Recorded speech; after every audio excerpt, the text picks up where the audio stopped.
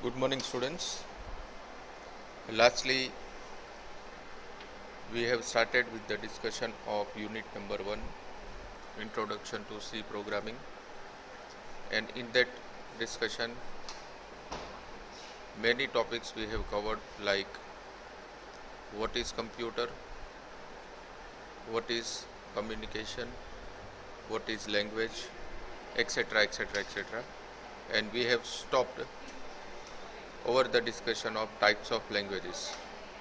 So in our field, for this particular subject, right now there are 3 types of languages are available. That is machine level language, assembly level language, and higher level language. So in today's session we are going to discuss about these 3 languages. First, we are starting with machine level language.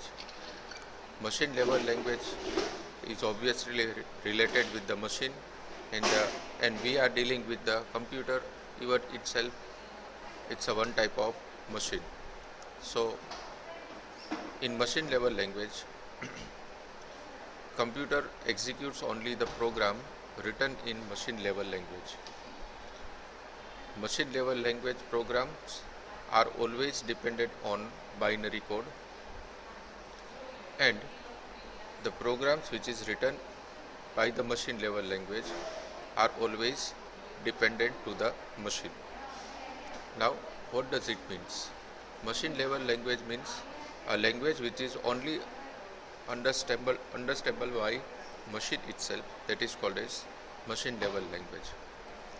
Machine level language એટલે કે જે machines સમજી શકે અને interpret કરી શકે એવી લેંગ્વેજને machine level language કહેવાય છે. મશીન લેવલ લેંગ્વેજ જે છે એ બાઇનરી કોડથી લખેલી હોય છે, અને મશીન લેવલ લેંગ્વેજ જે છે એ મશીન ડિપેન્ડન્ટ હોય છે, કે જે મશીન માટે કોડ લખાયેલો હોય એ કોડ માટે જ તે જે એ એક્ઝિક્યુટ કરશે. It will not work for another machine. Now after that there is an assembly level language, that is one layer upper than the machine level language. In assembly language use mnemonics, that means the short name instead of binary codes. A software tool called assembler is used to translate the binary code into the corresponding machine level language programs. This requires detailed knowledge of processor architecture and instruction set. So students, assembly level language is one step more ahead than the machine level language. For the general public, it is a bit difficult to identify and work on machine level language as well as on assembly level language, because it requires some expertise for the designing of the same. So in assembly level language, one special component is used for performing the operations, which is called as assembler. In assembly level language, assembler performs the functionality of converting the machine level language into the corresponding related codes. For writing the assembly level language programs, programmer or user needs a knowledge of processor architecture as well as the particular instruction set which is used for the same. Now after that there is a higher level language. So this C, programming in C, which we are learning, is a one type of higher level language. Actually before a years ago it is in a middle level language, but after some times modifying the language it comes into the higher level language. What happens into the higher level language? This is something like a natural language which is used by the users for the communication purpose. A single statement in this language denotes several operations of machines or assembly level language. Productivity in higher level language is much more proper than the assembly level language and machine level language. Special type of tool which is used in higher level language for conversion of user level language into the machine level language is compiler. Means કે higher level language માટે special ટાઈપ્સની knowledge આપણી પાસે જોશે, જેને આપણે byte code languages કહીએ છીએ. Assembly level language માટે સ્પેશિયલ ટાઈપની નોલેજ આપણી પાસે જોશે, જેને આપણે પ્રોસેસર અથવા તો ઇન્સ્ટ્રક્શન સેટની નોલેજ કહીએ છીએ. જ્યારે હાયર લેવલ લેંગ્વેજ જે છે એની અંદર કોઈ સ્પેશિયલ ટાઈપની નોલેજની રિક્વાયરમેન્ટ નથી, જે આપણી જનરલ કમ્યુનિકેશન માટે યુઝ થતી લેંગ્વેજ છે, જેને આપણે ઇંગ્લિશ કહી શકીએ, એનો જ યુઝ કરી અને પ્રોગ્રામ્સ લખી શકાય છે, જેનું કન્વર્ઝન કમ્પ્યુટર પોતે પોતાની રીતે જે છે એ કરી દેશે. તો એ કન્વર્ઝન કરવા માટે જે કમ્પોનન્ટનો યુઝ કરે છે એ કમ્પોનન્ટનું નામ છે compiler. So compiler is a one type of software. Again, I am repeating my words. Compiler is a one type of software which converts user level language into the machine level language. તો અત્યારે આપણી સિસ્ટમની અંદર આપણે જે સીના programs લખવા માટેનો software use કરવાના છે, કે જેનો ડેમોન્સ્ટ્રેશન આપણે થોડી વારમાં લઈએ છીએ. તો એ જે સોફ્ટવેર છે એની અંદર લોજિકલ લાઇન્સ જે છે એ આપણી જ લેંગ્વેજની અંદર આપણે લખવાની થશે. જેવું તમે એનું એક્ઝિક્યુશન કરશો, એ પણ હું શીખડાવીશ કે કેવી રીતે એનું એક્ઝિક્યુશન થશે. તો જેવું તમે એનું એક્ઝિક્યુશન કરશો એટલે યુઝર લેવલ લેંગ્વેજનું કન્વર્ઝન મશીન લેવલ લેંગ્વેજની અંદર થશે. કમ્પ્યુટર એની ઉપર નેસેસરી ઓપરેશન્સ કરશે, જેનું રિઝલ્ટ ઓબ્વિયસલી બાઇનરી ફોર્મેટમાં હશે. ફરી પાછું કમ્પાઇલર જે છે એ બાઇનરી ફોર્મેટનું કન્વર્ઝન હ્યુમન રીડેબલ ફોર્મેટની અંદર કરશે, કે જેથી કરીને આપણે સ્ક્રીન ઉપર એનું આઉટપુટ જે છે એ પ્રોપરલી જોઈ શકશું. સો the programming in C which we are going to learn is a one type of higher level programming language. There are various of higher level programming languages there. એટલે કે એમ કહી શકાય કે તમારી સ્ક્રીન ઉપર અત્યારે જે તમે જોઈ શકો છો એ બધા Cના ફીચર્સ છે. First feature of programming in C is that C is interactive. C contains varieties of data type. C have rich set of operators. C contains flexible control structure. C follows by the approach of modularity. C contains file handling concept. C have memory management, and the interface of this language is much more better than the other programming languages. This is the features of any higher level programming language, and all these features are carry forwarded by our subject that is called as programming in C. So I hope all of you gets that what is machine level language, what is assembly level language, what is higher level language, why programming in C is higher level language, why programming in C is called as higher level programming language, what are the features of higher level programming language. Now we are going to discuss each and every features in detail. So first we are going to take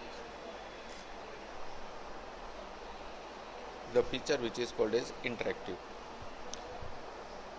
It is said that programming in C, or you can say the higher level language, is interactive. That means for writing the code it is very easy to type and execute into the editor of programming in C window. That's why it is called as interactive. Higher level language contains a variety of data types. So for this we need to rectify that what does a data type means. Data type means whenever we are inserting the information inside the system, it contains the variety of nature. Like suppose we are entering the data in format of number, then that number might be in between 0 to 9.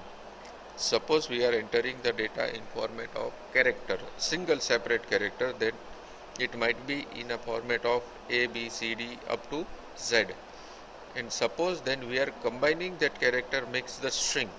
Say for example, MVM college is a one type of string where MVM college contains the two words, that is MVM space and college.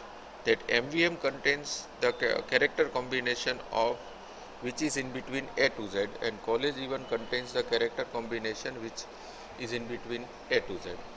So that thing is called a string. Similar like that, even there are many more symbols are available on keyboard like @ hash, dollar, percentage, plus, minus, etc. So these are the different types of data which can be entered by the user for their processing purpose. Every data have the different nature. For example, suppose I am entering 100 from the computer, then the data type should be number. If I take a string, then computer will not rectify 100 as a number, it rectifies 100 as a string. So I need to keep data type as number for the manipulation purpose. Now suppose I am entering simple A, B, C, D, any character, then I need to keep a data type as a character because computer identifies this as a character. Now suppose I am entering MVM college as an input, then I need to keep a character string, or you can say character array, which makes the string to identify that MVM space college is a one type of string. All these things we are going to discuss in detail chapter wise, so don't worry, yet you have to listen and try to digest that whatever I am trying to convey with all the students. Third topic is rich set of operators. In programming in C, there are varieties of operators are available like arithmetic operator. In arithmetic operator, it contains a symbol like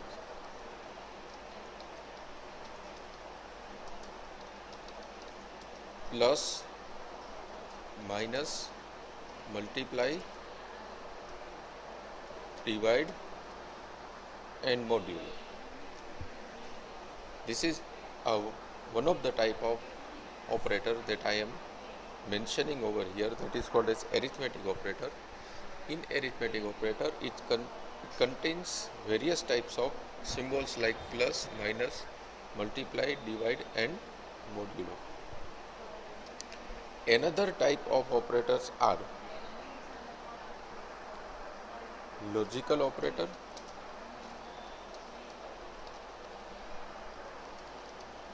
in logical operators various symbols are used like and,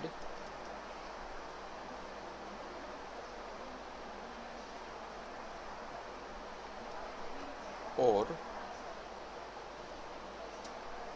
and not, that is and, or and not. These are the another types of operator which is available in C called logical operators. હવે આપણે ડિટેલમાં એ જોશું કે આ arithmetic ઓપરેટરમાં જે આ symbol mention કર્યા એનો ઉપયોગ શું છે એ આગળ જોશું. આપણે અત્યારે ખાલી આપણે સમજવાની ટ્રાય કરવી છે કે અત્યારે આપણે બે ટાઈપના ઓપરેટર્સ દીધા, એક એરિથમેટિક અને એક લોજિકલ. જો એમાં લોજિકલ હોય તો આવા કોઈ સિમ્બોલ આપણી સામે આવશે, એરિથમેટિક હશે તો આવા કોઈ સિમ્બોલ આપણી સામે આવશે.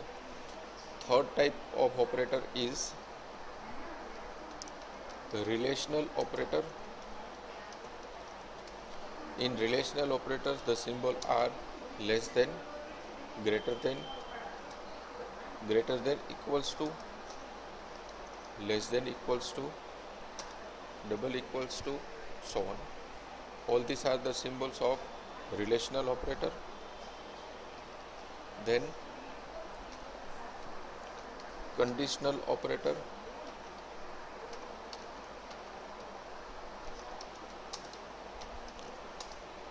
In conditional operator, this type of symbol is used like question mark and colon, that is called as conditional operator. Then comma operator, simple comma is used. આ બધાનો પર્પસ શું છે એ આપણે વન બાય વન આગળના લેક્ચર્સમાં લેશું જ. Then increment operator, that is plus plus. આ બે અલગ અલગ રીતે છે, એક છે પ્રીફિક્સ અને એક છે પોસ્ટફિક્સ. આ પણ આપણે ઇન ડિટેલ આગળ જોશું કે ઇન્ક્રીમેન્ટ ઓપરેટર પ્રીફિક્સ કેવી રીતે યુઝ થાય, ઇન્ક્રીમેન્ટ ઓપરેટર પોસ્ટફિક્સ કેવી રીતે યુઝ થાય. પણ અત્યારે એક જ વસ્તુ યાદ રાખવાની છે કે જ્યારે વર્ડ આપણી સામે આવે ઇન્ક્રીમેન્ટ ઓપરેટર ત્યારે 2 ટાઈમ્સ પ્લસ જે છે એ લખવાના થશે.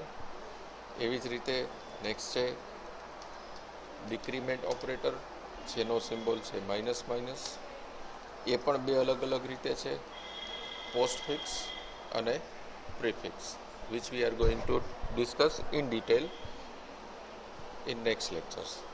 પણ ઇન્ક્રીમેન્ટ માટે પ્લસ પ્લસ, ડિક્રીમેન્ટ માટે માઇનસ માઇનસ, જે અલગ અલગ બે ટાઈપના છે, પોસ્ટફિક્સ અને prefix.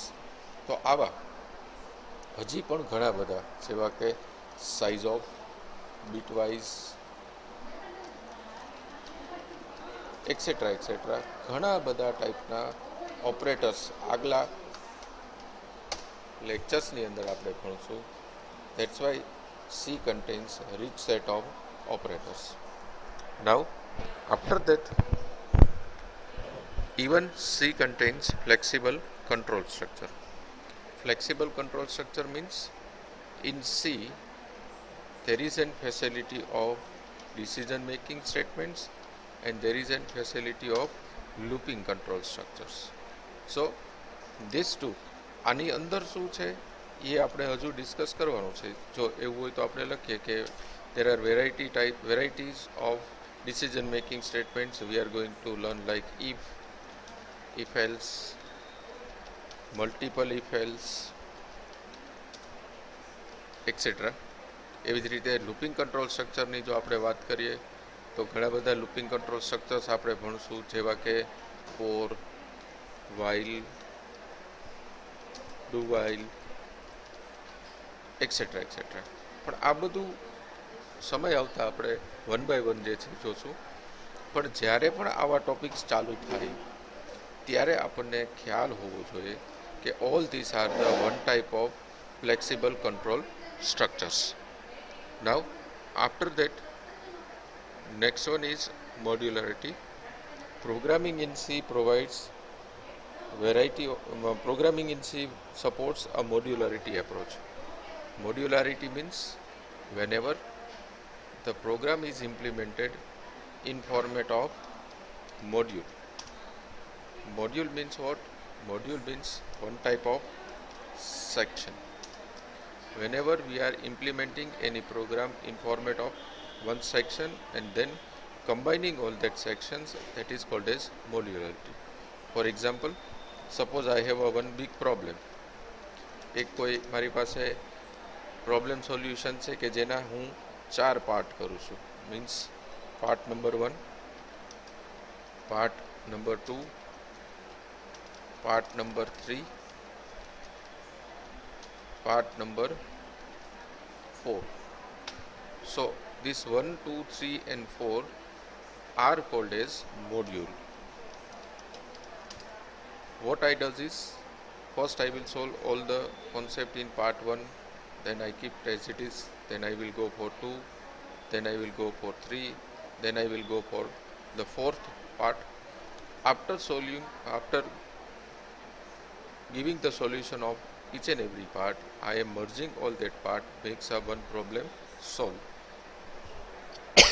So the procedure of dividing the problem in many parts and solving the each and every part separately, that is called as module. So that type of facility is provided by programming in C, that is called as a modularity concept. C also provides file handling. This particular concept is related with storing of data for the future purpose. C ની અંદર કોઈ data આપણે future purpose માટે store કરી અને રાખી શકીએ છીએ. that is possible using file handling approach. Then programming in C supports memory management. It is related with one of the topic that is called as pointer. જો તમને યાદ હોય તો આપણે સિલેબસની અંદર લાસ્ટ લેક્ચરની અંદર પોઇન્ટર એક એવો ટોપિક જે છે એ મેન્શન કરેલો છે, યુનિટ નંબર આઈ થિંક 4ની અંદર કે 5ની અંદર. In that topic we are going to discuss in detail about memory management. Interface to other language. C provides better interface than the other programming language. એટલે કે સીની અંદર પ્રોગ્રામ્સ લખવા, એક્ઝિક્યુટ કરવા વધારે ઇઝી છે બીજી બધી પ્રોગ્રામિંગ લેંગ્વેજીસ કરતાં. હવે થોડા અહીંયા એક્ઝામ્પલ્સ આપણે પ્રોગ્રામિંગ લેંગ્વેજીસના જે છે તમારી સામે લખેલા છે. લાઈક બેઝિક એક પ્રોગ્રામિંગ લેંગ્વેજ છે ફોર્ટ્રાન, કોબોલ, સી જે આપણે ભણીએ છીએ, C plus plus, Java, VB, visual C plus plus, FoxPro, J2EE, Android, iPhone, PHP, etcetera etcetera, C sharp, ASP.NET, ઘણા બધા ટાઈપની આવી પ્રોગ્રામિંગ લેંગ્વેજીસનો આપણે યુઝ કરી શકીએ છીએ. Now before going ahead for another topic, આપણે એક વખત સિલેબસની અંદર નજર નાખી દઈએ કે આપણે ક્યાં પહોંચ્યા છીએ. સૌથી પહેલાં ફરી પાછો કહી દો કે આપણે યુનિટ નંબર 1 સ્ટાર્ટ કર્યું છે, તેનું નામ છે ઇન્ટ્રોડક્શન ઓફ સી લેંગ્વેજ, જેમાં સી સૌથી પહેલાં આપણે ઇન્ટ્રોડ્યુસ કર્યું. ઇન્ટ્રોડક્શન ઓફ કમ્પ્યુટર લેંગ્વેજ એ પૂરું થયું છે. ઇન્ટ્રોડક્શન ઓફ પ્રોગ્રામિંગ કોન્સેપ્ટ, એટલે કે જેની અંદર આપણે 3 ટાઈપની અલગ અલગ પ્રોગ્રામિંગ લેંગ્વેજની વાત કરી. Assembly level language, machine level language અને હાયર લેવલ લેંગ્વેજ, એ પૂરું થયું છે. હવે નેક્સ્ટ ટોપિક જે છે એ આપણી સામે આવે છે introduction to C language, that is the history and overview. આ ટોપિક આપણી સામે આવે છે. તો આ ટોપિક સ્ટાર્ટ કરતા પહેલાં એક વસ્તુ ખાસ જણાવવાની, sorry for the interruption, let's continue with the discussion. તો હવે આગળ વધતા પહેલાં આપણે આ સબ્જેક્ટની અંદર જે સોફ્ટવેરનો યુઝ કરવાનો છે પ્રોગ્રામ્સ લખવા માટે, એ સોફ્ટવેર વિશે થોડું ઇન્ફોર્મેશન આપણે લેવી જરૂરી છે. સે ફોર એક્ઝામ્પલ કે જે સોફ્ટવેર તમારે ઇન્સ્ટોલ કરવાનો છે એ સોફ્ટવેરનું નામ છે ટર્બો C++ ફોર વિન્ડોઝ 7. હવે આ વાત એ લોકો માટે છે કે જેમના ઘરે પોતાની પાસે કમ્પ્યુટર્સ છે, લેપટોપ કે ડેસ્કટોપ, એ આ સોફ્ટવેર ઇન્સ્ટોલ કરી શકે છે અને પ્રોગ્રામ્સ જે છે એ આગળ જેવી રીતના આપણી પાસે આવશે એ લખી શકશે. જેમની પાસે ઘરે લેપટોપ કે ડેસ્કટોપ નથી, એની માટેનો હું બીજો રસ્તો તમને બતાવું છું. તો જે લોકો પાસે પોતાના કમ્પ્યુટર્સ અવેલેબલ છે એમને આ turbo C++ for Windows 7 install કરવાનું થશે, જે તમે ઇઝીલી તમારા નેટ ઉપરથી પણ ગૂગલમાંથી ડાઉનલોડ કરી શકો છો. એને જેવું એક્ઝિક્યુટ કરશો એટલે આવી રીતે યસ અને નોનો ઓપ્શન આવશે, એમાંથી યસ કરવાનું થશે અને એની અંદર નેક્સ્ટ કરી અને ઇન્સ્ટોલ કરવાનું થશે. જેવું ઇન્સ્ટોલેશન કમ્પ્લીટ થઈ જશે એટલે તમારા ડેસ્કટોપ ઉપર એક આવો આઇકોન જે છે એ તમને જોવા મળશે, જેને તમે ડબલ ક્લિક કરશો એટલે આ સોફ્ટવેર જે છે એ એક્ઝિક્યુટ થઈ જશે. આ ટાઈપની સ્ક્રીન જો તમારા કમ્પ્યુટર ઉપર આ સોફ્ટવેર માટે આવે તો એનો મતલબ એમ સમજવાનો છે કે જે સીના પ્રોગ્રામ્સ લખવા માટેનો સોફ્ટવેર આપણે યુઝ કરવાનો છે એ પ્રોપરલી ઇન્સ્ટોલ થઈ ગયું છે. તો આજે ઇન્સ્ટોલેશન આપણે કરેલું છે એ ટર્બો સીનું ઇન્સ્ટોલેશન છે. તો આ સોફ્ટવેરને બંધ કરવા માટે ફાઇલની અંદર કાં તો તમે અલ્ટર એક્સનો યુઝ કરી શકો અથવા તો સૌથી છેલ્લો ઓપ્શન છે ક્વિટનો, એની પર ક્લિક કરવાનું થશે અને અહીંયા એક કમાન્ડ લખવાનો થશે એક્ઝિટ. એક્ઝિટ લખશો એટલે ફરી પાછી તમારી ડેસ્કટોપની સ્ક્રીન ઉપર તમે રિટર્ન થઈ જશો. તો આટલો સિમ્પલ એક સોફ્ટવેર તમારે તમારી સિસ્ટમની અંદર ઇન્સ્ટોલ કરવાનો છે. હવે જે સ્ટુડન્ટ્સ પાસે કમ્પ્યુટરની વ્યવસ્થા ઘરે નથી એ લોકો પણ સીના પ્રોગ્રામ્સ જે છે એ પરફોર્મ કરી શકશે. તો એના માટે જે છે એ હું તમને એક URL સજેસ્ટ કરીશ, એટલે કે તમારે તમારું ગૂગલ ક્રોમ ખોલી અને એક વેબસાઇટ જે છે એ ટાઈપ કરવાની થશે, એ હું તમને કહું છું. એ વેબસાઇટનું નામ છે ઓનલાઈન GDB. બતાવી દઉં તમને બધાને. આ જે વેબસાઇટ છે એ વેબસાઇટ આપણે બધાએ ખોલવાની રહેશે.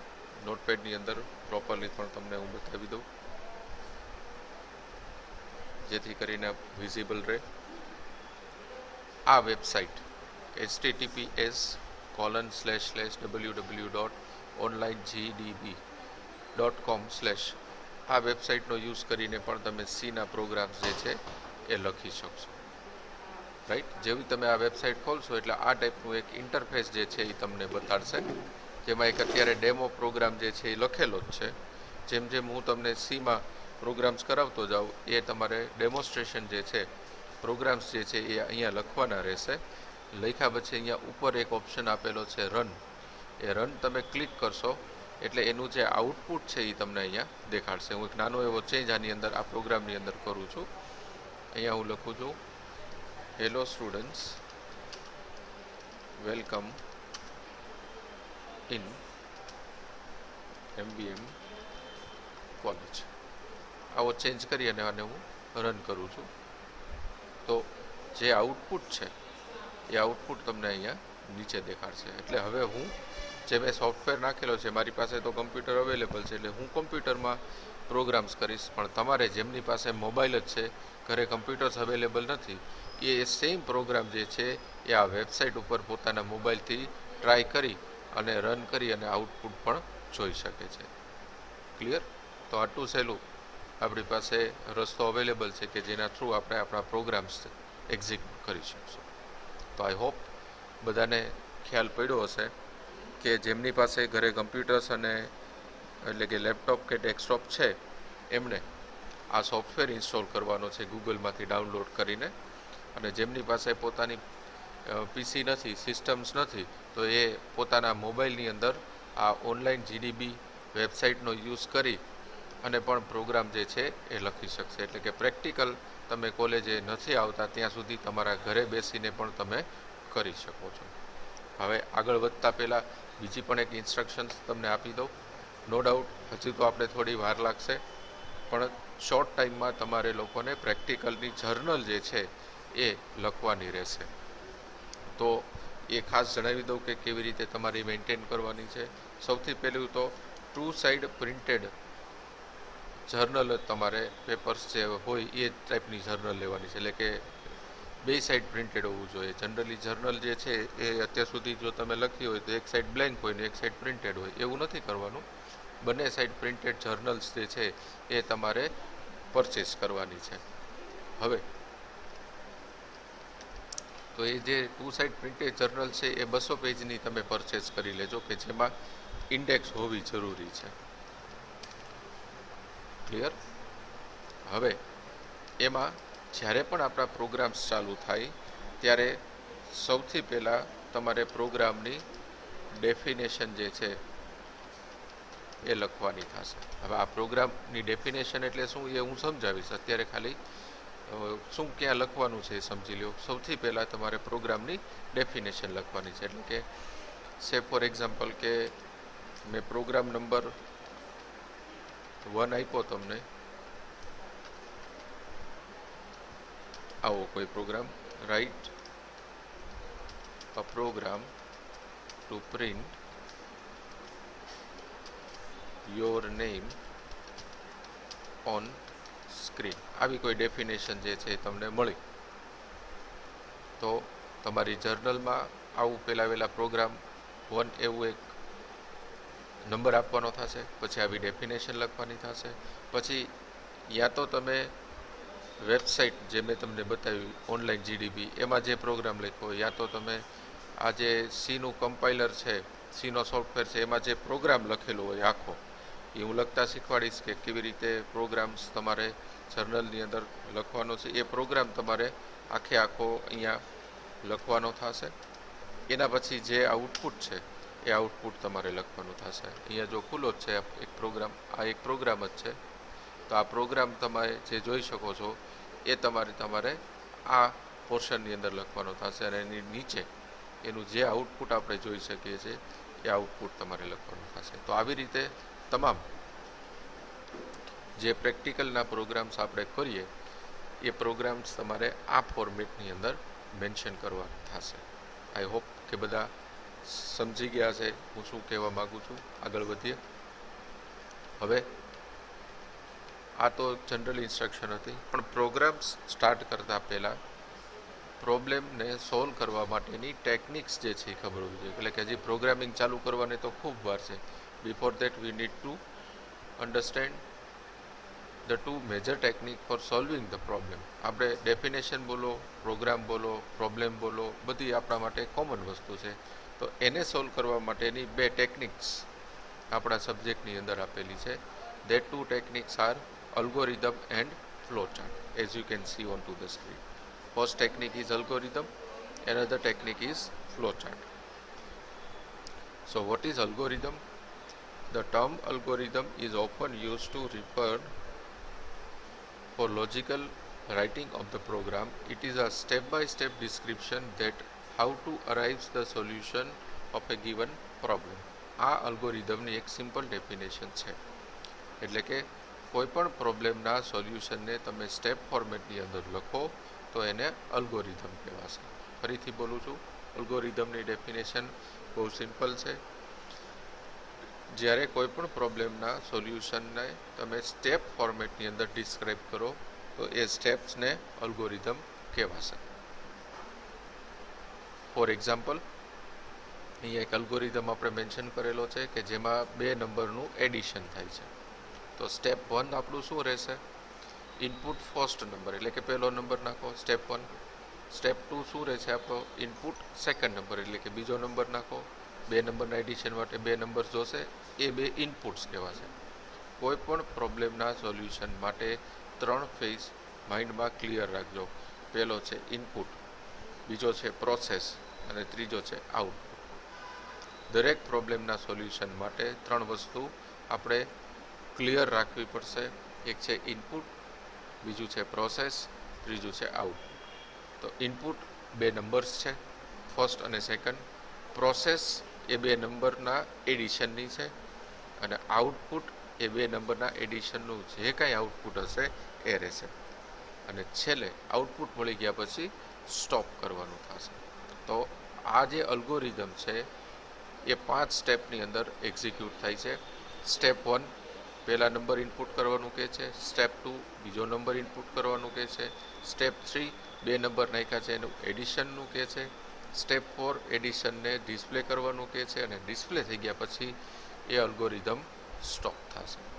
સો અહીંયા આપણે જોઈ શકીએ છીએ કે બે નંબરના એડિશન માટેનું જે અલ્ગોરિધમ છે એ બે નંબર માટેના એડિશન માટેનો અલ્ગોરિધમ સ્ટેપ ફોર્મેટની અંદર આપણે મેન્શન કરેલો છે.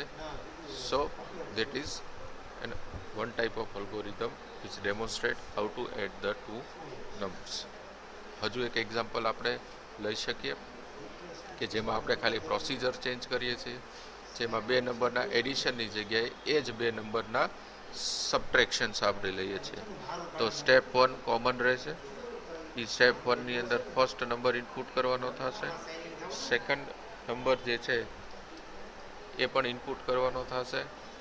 Then after entering first and second number we have to subtract the two numbers, and then after subtracting the two numbers we need to display it onto the screen, and then automatically that particular algorithm gets stopped. This is another example of demonstrating the addition of two numbers. તો એવી જ રીતે multiplication of two નંબર્સનું પણ તમે જોઈ શકો, જેમાં ખાલી પ્રોસિજર બદલે છે, બાકીના બધા સ્ટેપ્સ જે છે એ કોમન રહે છે. એવી જ રીતે નવી એક ડેફિનેશન તમારી સામે રાખું છું કે જેમાં એક એરિયા ઓફ સર્કલ જે છે એ ફાઇન્ડ આઉટ થાય છે. તો એરિયા ઓફ સર્કલનું સૌથી પહેલાં તો આપણને ઇક્વેશન જે છે એ ખબર હોવી જોઈએ. એ ઇક્વેશન છે પાઈ ઇન્ટુ આર, એટલે કે પાઈ આર સ્ક્વેર, જેમાં આરનો મિનિંગ છે રેડિયસ અને પાઈ એક કોન્સ્ટન્ટ છે કે જેની વેલ્યુ છે 3.14. એ અલ્ગોરિધમ અહીંયા લખ્યો છે. હવે સૌથી પહેલાં લખ્યું છે આપણે input radius, then step 2 area is equals to 3.14 multiplied by inputted radius into the inputted radius, that is the square of radius. After manipulating the entire equation, it will print an area of circle onto the screen, and then at last that particular algorithm gets stopped. Same like that, another example that we can keep is to find out the area of triangle. equation of finding out the area of triangle is 1/3 multiplied by base into the height. એટલે કે આમાં બે input છે, એક base છે અને એક height છે. તો પહેલાં આપણે બેઝ ઇનપુટ કરીએ છીએ સ્ટેપ 1માં, સ્ટેપ 2માં હાઇટ ઇનપુટ કરીએ છીએ. એને બંનેને 1/3 એટલે કે 1/3 ની વેલ્યુ સાથે મલ્ટીપ્લાય કરીએ છીએ. Automatically it will give the area of triangle on to the screen and then that particular algorithm gets stopped. I think આજના દિવસે ઘણી બધી વસ્તુઓ આપણે ડિસ્કસ કરી છે. નેક્સ્ટ ડિસ્કશન જે છે એ આપણે બીજા લેક્ચરની અંદર રાખશું. Thank you very much students four listening me. Have a nice day.